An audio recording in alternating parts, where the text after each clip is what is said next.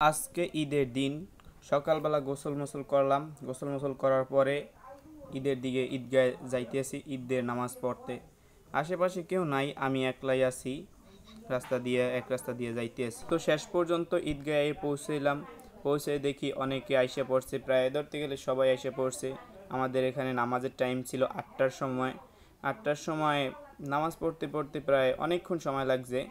মানে আর কি, গ্রামের মসজিদের এই একটা সমস্যা, এখানে যদি নামাজের কথা বলা হয় 8টায়, তো অবশ্যই এখানে 9টা বাজবে। 9টার করে নামাজ হবে না যদি 8টায় বলা থাকে। মাঝে মাঝে দুই একদিন 10টা 11টাও বাজে। তো এই এখন 9টা বাজে, এই 9টা বাজার পরেই ভাই যারা ছিল, বড় ভাইরা, এবার মুরব্বীরা সবাই অনেক কী করতেছে যে প্রতি বছর এরকম ঝামেলা হয়, প্রতি বছর নামাজ পড়তে এত সময় লাগে, এগুলো ঠিক না। এই জন্য আমরাও আবার অনেক একটু করলাম।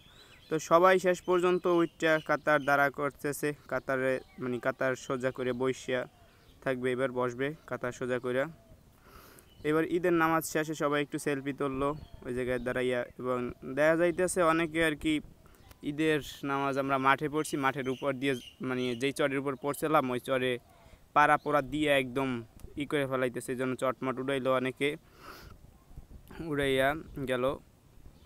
সবাই একটু কোলাকুলি করলো, আমার সাথে একজনে কোলাকুলি করলো। কোলাকুলি করতে যাই দেখি মোবাইলের উপর দিয়ে ঝড় বয়ে যাইতেছে।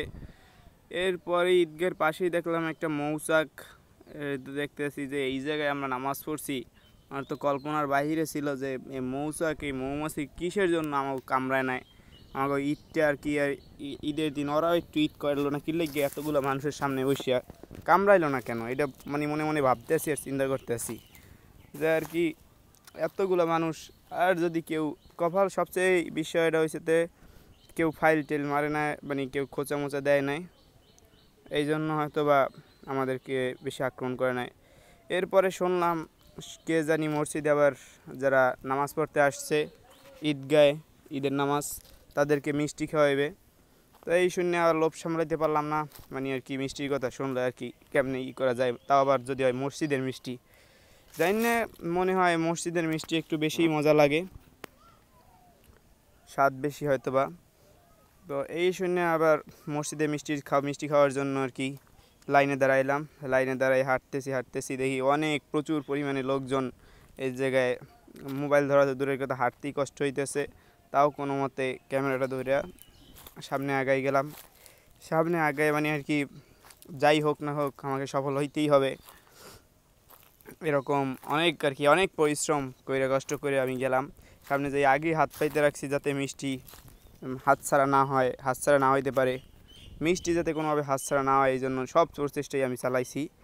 শেষ পর্যন্ত যাইয়া এই মিষ্টির কোনো মতে ফাইক দিয়ে ওই যে মিষ্টি দিতে আছে ওই নিয়ে হাত পাতলাম, হাতে একটা মিষ্টি পড়লো, এটা নিয়ে তাড়াতাড়ি বাইরে চলে গেলাম, কারণ এটা রসগুলো পড়ে যাইতে আছে, জামায় পড়লে তো খুবই নানাস্তানি অবস্থা হয়ে যাইবে।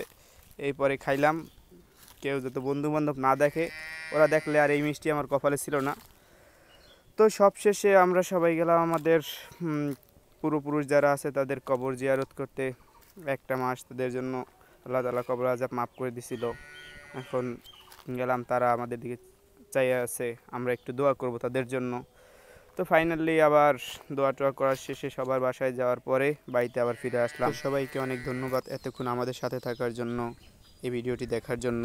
ধন্যবাদ সবাইকে অনেক।